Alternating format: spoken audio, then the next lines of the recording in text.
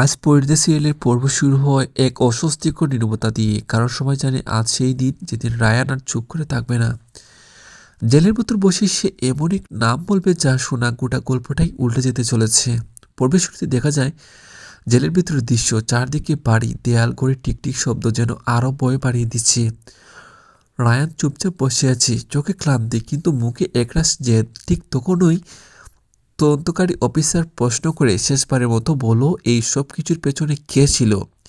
Camera close হয় রায়ানের মুখে। সে হালকা হাসে, তারপর ধীরে ধীরে বলে, আমি একা ছিলাম না, আমাকে চালনা করেছিল একজন। এই কথাটা শুনেই জেলের ভেতরে বাতাস জমে যায়। এদিকে হাসপাতালে করে ফারুল জানালার পাশে দাঁড়িয়ে আছে, তার চোখে অদ্ভুত অস্থিরতা। হঠাৎ তার মাথা একের পর এক দৃশ্য ভেসে ওঠে।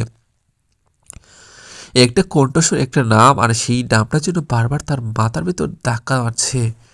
রাজবীর তখন করিডোরে দাঁড়িয়ে ফোনে কথা বলছে। হঠাৎ অফিসারের ফোন পেয়ে সে টপকে যায়।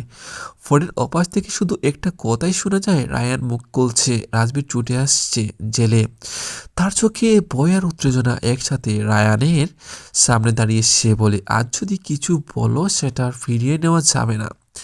রায়ান এবার আর হাসে না, সে সরাসরি চোখে চোখ রেখে বলে, যে মানুষটাকে সবাই সম্মান করে, যাকে কেউ সন্দেহই করেনি, সেই আসল মাস্টার মাইন্ড।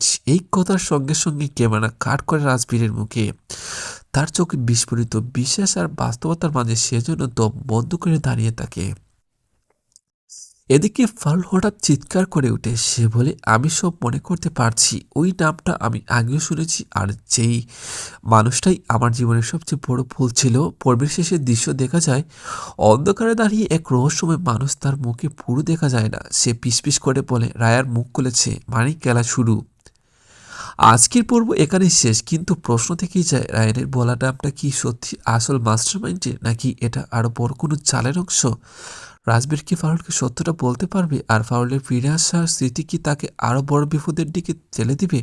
এইসব প্রশ্নের উত্তর জানতে চোখ রাখুন পরিণীতা আগামী পর্বে, কারণ সামনে আসছে এমন এক ঝড় যা আর কেউ থামাতে পারবে না।